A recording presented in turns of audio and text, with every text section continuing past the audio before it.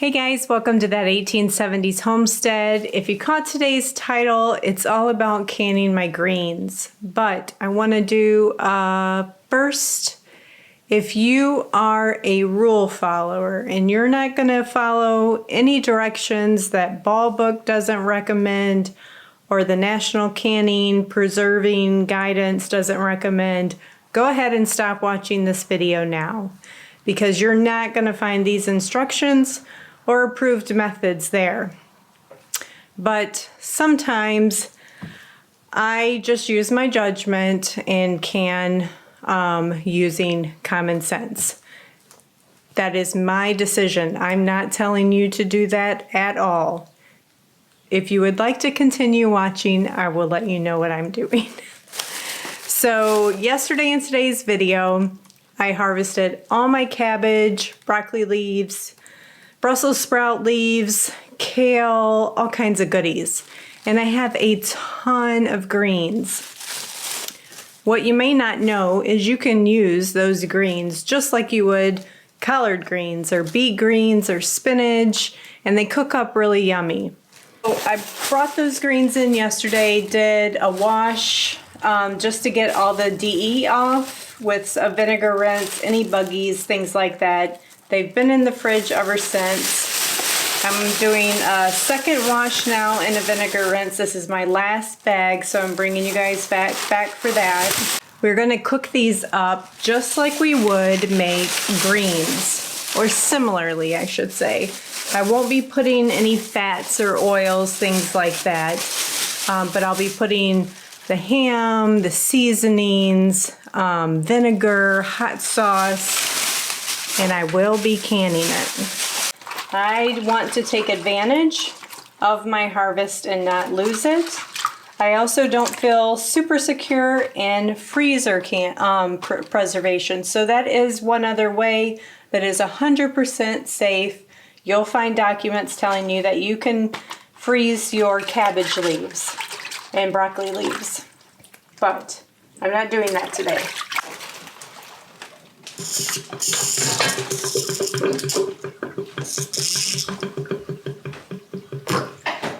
It is a lot, so I do not believe that I'm going to get to the actual canning process tonight, but I did want to get my leaves prepped. Aren't these? Most of them are beautiful. Well, that's a lie. 50% of them are beautiful. The rest of them have quite a bit of damage from bugs and whatnot that I've got to cut around. But I wanted to stop and share a little bit on, so why doesn't Ball or the National Canning and Preserving Council recommend canning cabbage, broccoli, Brussels sprouts, basically anything from that brassica family? And the reason being is up until the 20s or 30s, it was in their books. And then they realized it didn't hold the exact flavor and texture of the original vegetable. So flavor, texture, and color. So they dropped it. And because that is the ultimate goal, for the most part, of basic canning and preserving, is you're canning your fresh vegetables so you can eat them in the winter. And when something doesn't can and taste exactly the same, look the same, have the same texture, they deem it not, it's probably not worth canning, or to can it differently. So they still carry recipes for pickling vegetables, but not just basic preserving. So, again, not recommending that this is something that you want to do, since it is not a published, authorized process. But it's not published and authorized because they found that it killed people or anything like that. So take that with a grain of salt. Do your own research. Everything that I just said you can find documented on the internet. So what I'll do is I'm going to chop all these up, and I will at least take time to show you some of the damaged leaves and how I'm working with those still. If you caught my broccoli, here's a good example of a damaged leaf. Do you see that? How it's all kind of holy and torn?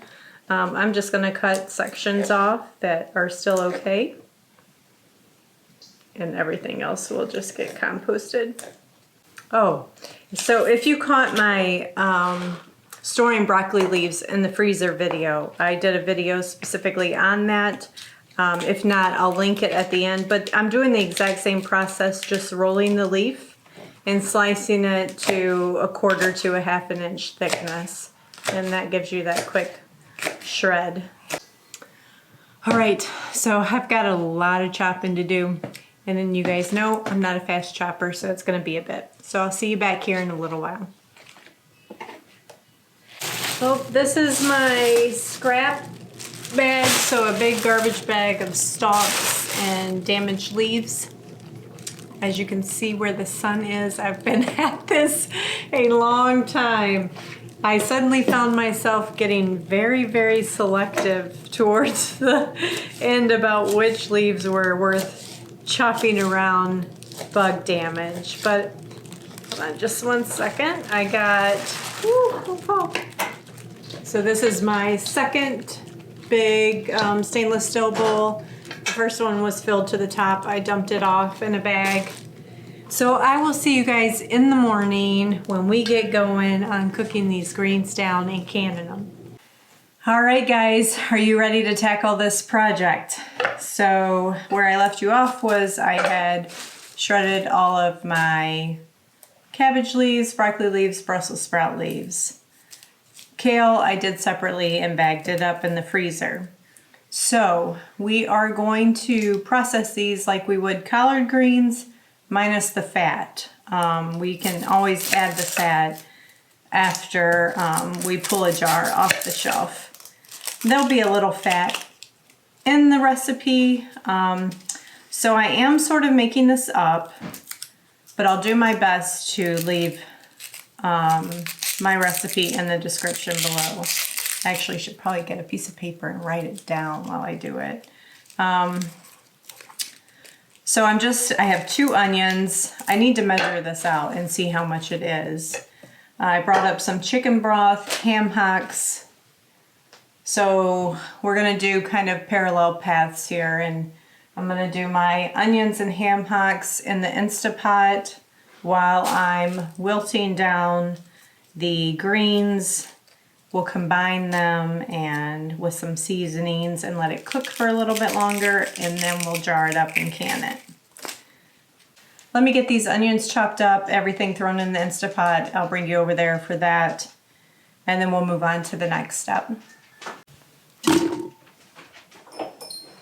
think it's a fungal infection.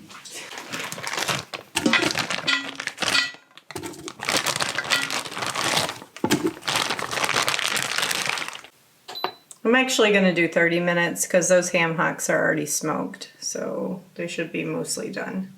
Okay, while that is getting going, I'm going to measure out my greens because the recipe I'm following is for every 8 to 10 cups of greens, so I need to know how often I need to double it.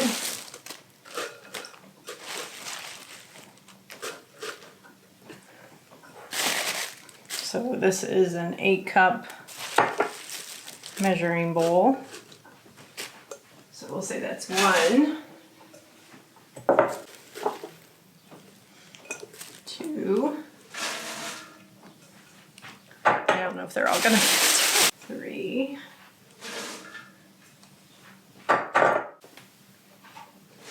4.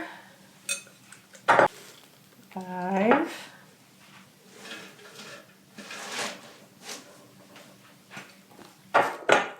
6. So what we have to do now is wilt this, and it's 2 cups of water, so I need 12 cups of water. I'm gonna I've got it on medium heat, bring it to a simmer, cover it, and I'm gonna steam it for 20 minutes or so. until all the greens are nice and wilted down. But while those are doing their thing, let's get our spices together so we're ready for that step when these are done. The ingredients that you'll need for the seasoning: garlic, apple cider vinegar, salt, hot sauce, or you can use chili pepper flakes and brown sugar.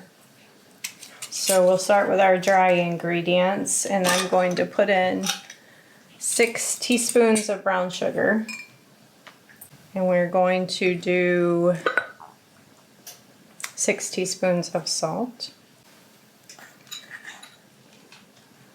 Then for the hot sauce, we're going to do 3.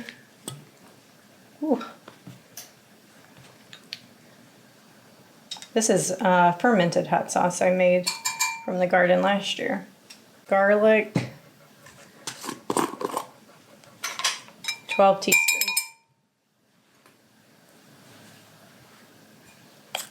So we'll do 4 tablespoons. All right, in the apple cider vinegar, we will do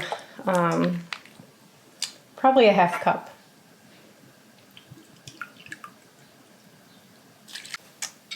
And we'll give that all a mix. So the greens are done steaming down, so I'm going to drain that water off, and the ham hock's done pressure cooking, so as soon as it's cool enough to handle, I will shred that up. Okay, so I'm just going to take off the meat from the fat portions. Ooh, that's hot. Discard the skin and fat.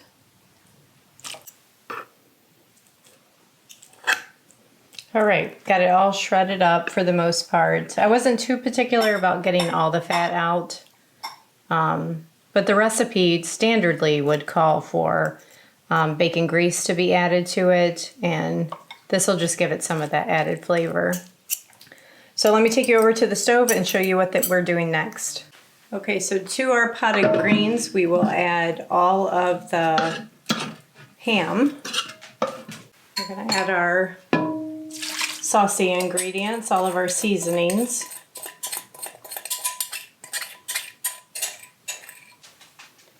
This is the 1 quart of chicken broth and the onions that the ham hock cooked in.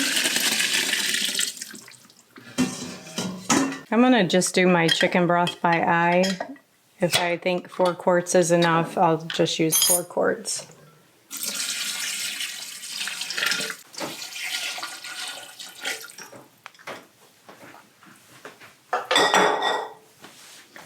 Okay, so I do think that 4 quarts is enough, so let me show you what it looks like in the pot. We're gonna cook this together for about 20 minutes, get it good and hot, and then we'll start our canning preparations.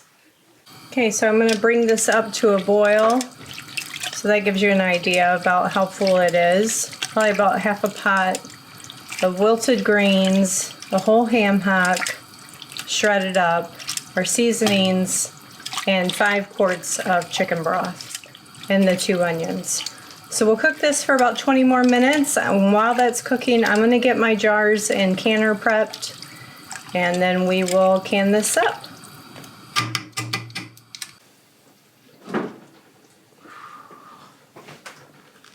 Smells good. I'm going for 1 inch of headspace in each jar.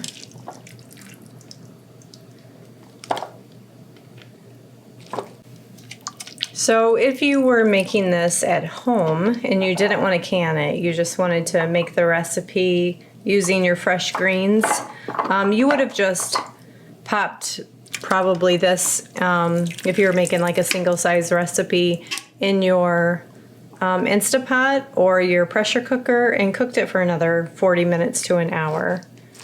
I don't have to cook it that long because pressure canning it is going to finish cooking those greens and getting them nice and soft. I wish you guys could smell this. If you like collard greens, Southern style collard greens, this smells absolutely divine. Okay, I'm just going to top each of the jars off with some of the broth.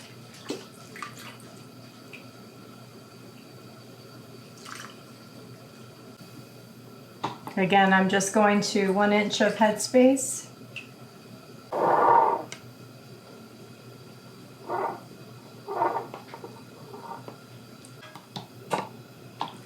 And with each one, I will wipe the lids because this is quite greasy. You would do this anyway, but it's all the more important when you're dealing with greasy stuff. Clean your lids, tighten your rings on finger tight. Put it in. These are gonna can at about 10 to 11 pounds of pressure.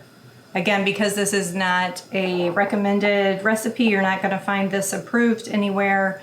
I'm just gonna let you guys know I'm going to can it at 10 pounds of pressure for my elevation for 75 minutes.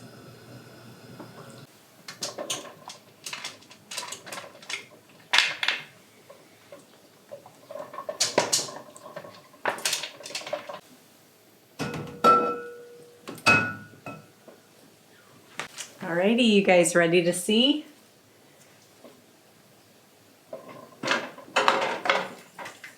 Ooh, very pretty.